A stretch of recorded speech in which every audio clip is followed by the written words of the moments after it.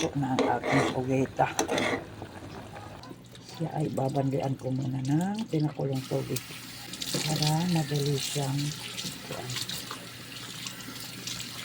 hiwain. Sarap tumabang pag dinadobo. Ito na ang aking pugita.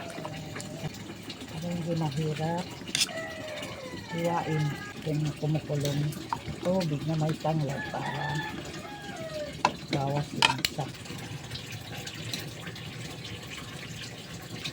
Init pa hindi mahawakan kaya yan. Masarap na pulutan to. Ito na yung aking hiniwa na dalawang pugita na maliliit. Luto na ang aking pugita. Bigyan na siya. Sabaw pa lang ulam na.